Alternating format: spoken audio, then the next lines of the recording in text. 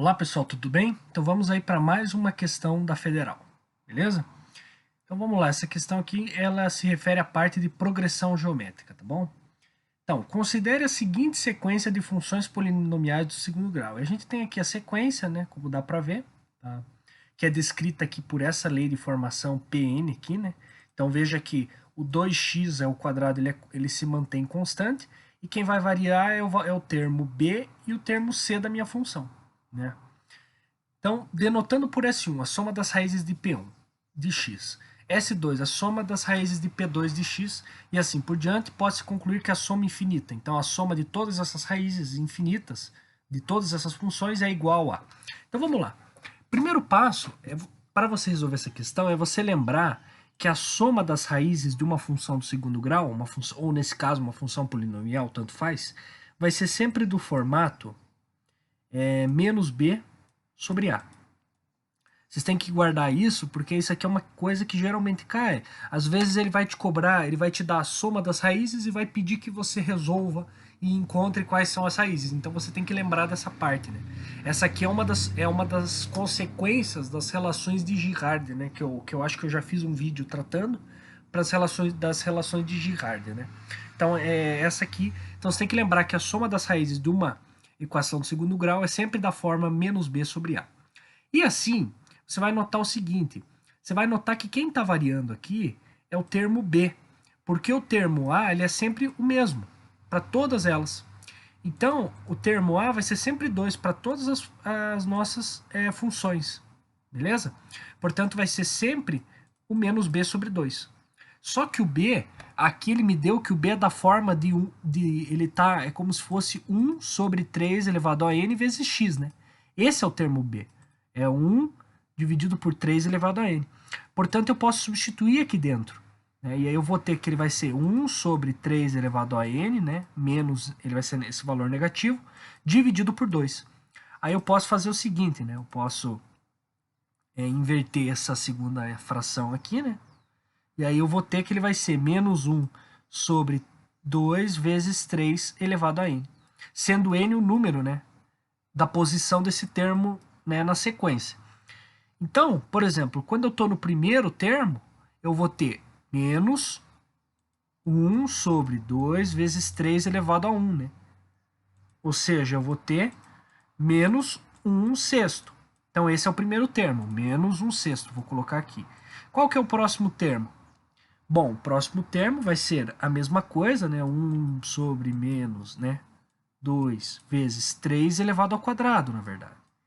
E aí a gente vai ter que ele vai ser menos 1 sobre 2 vezes 9, que vai dar 18. Então vai ser menos 1 sobre 18. E o próximo? Bom, o próximo vai ser quanto? A mesma coisa, só que 3 ao cubo. Portanto, vai ser menos 1 sobre 2 vezes 27, que vai dar menos 1 sobre 54. Aí o que a gente pode fazer? A gente pode encontrar uma relação de uma razão entre esses termos da sequência. Né? Então vamos lá. Menos 1 sexto. O segundo termo da sequência é menos 1 sobre 18. E o outro é menos 1 sobre 54. Como eu estou trabalhando com fração, é muito difícil ter uma relação que seja uma soma. Né? Então, que exista uma razão de soma. Eu poderia testar. Se você testasse, você vai encontrar aqui. Por exemplo, para achar o valor da razão, você teria que pegar esse valor, o segundo termo, subtrair do primeiro e achar um valor de razão. Aí você pegava do terceiro e subtraía do segundo. Caso os valores dessas diferenças dessem diferentes, significa que eu não posso ter uma PA. Se dessem iguais, isso aqui poderia ser descrito por uma PA. Mas aqui não é o caso, aqui ele só é descrito por uma PG. E aí como é que eu vejo para PG? Eu pego o segundo termo, né, o segundo, e divido pelo primeiro. E aí eu vejo se o segundo dividido pelo primeiro é igual ao terceiro dividido pelo segundo. Se isso for verdadeiro é porque eu tenho uma PG. Vamos testar? Então vamos lá. Vamos pegar o segundo e dividir pelo primeiro termo, tá? Então vamos pegar menos 1 sobre 18 e dividir por quem? Por menos 1 sexto. Tá? Isso aqui vai dar positivo. E aí eu simplesmente inverto essa segunda e multiplico, né? Então 1 sobre 18 vezes 6. É a mesma coisa que meio. Não, desculpe. É uma coisa que 1 terço. Tá, agora caso eu faça o terceiro dividido pelo segundo, também vai ter que dar 1/3. Então, menos 1 sobre 54 dividido pelo menos 1 sobre 18 também tem que dar isso. Tá? Isso aqui vai dar positivo, portanto eu deixo o sinal positivo, pego 1 sobre 54 e multiplico por 18. Né? Eu posso facilmente dividir os 2 por 9, aqui vai dar 2, e aqui caso eu divida por 9 vai dar 6, aí eu posso dividir esse 2 com esse 6 e vai dar 3, ou seja, também vai dar 1/3. Então olha lá, nós temos a mesma razão. A razão dele é 1/3. Então eu tenho uma PG cujo termo inicial é menos 1/6 e que vai ter uma razão de 1/3. Como é que eu calculo? Aí o que ele me pede? Ele me pede a soma de todos esses valores. Então ele quer a soma dos valores da sequência, a soma infinita.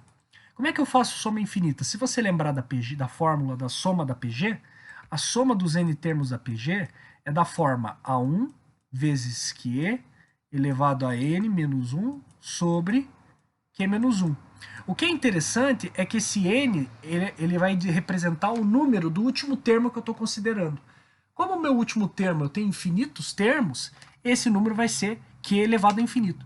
Só que isso é uma indeterminação, na verdade não é que seja uma indeterminação, mas isso é um limite. E aí o que acontece? Como o meu Q é um valor menor que 1, você tem que imaginar que isso daqui vai ser um número que vai estar tendendo a zero, que vai estar sempre diminuindo. Mesma coisa que eu pegar um número e ir dividindo ele por meio infinitamente. Uma hora esse número vai ser minúsculo, né? Então, como ele é um número menor que 1 que está elevado a n, que está tendendo a infinito, isso aqui vai tender a zero, certo? Aí o que eu vou ter? Eu vou ter A1, vou ter, na verdade, menos A1, porque só vai ter aquele menos 1 vezes A1, dividido por Q menos 1. Ou seja, aí o que eu posso fazer, na verdade, eu posso deixar assim, né? Então, veja só, quem que é o meu termo A1? O meu termo A1 é o menos 1/6, então vai ser menos 1/6, ou seja, 1/6 dividido por Q menos 1. Quem que é o Q? Como a gente viu aqui, o Q vai valer 1/3. E aí vai ficar 1/3 menos 1. Que é a mesma coisa que aí eu posso mudar isso aqui, posso reescrever como sendo 1/6 dividido por menos 2/3. Tá?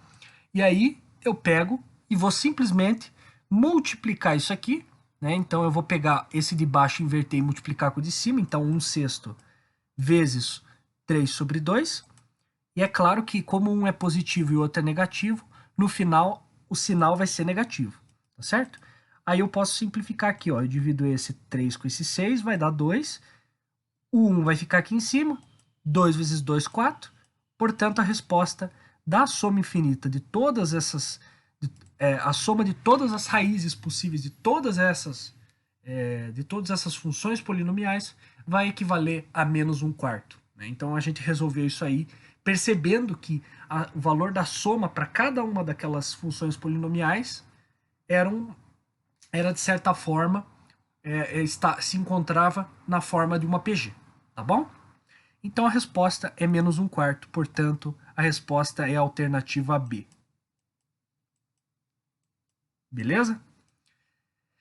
Então tá certo. Muito obrigado pela atenção de todos e valeu!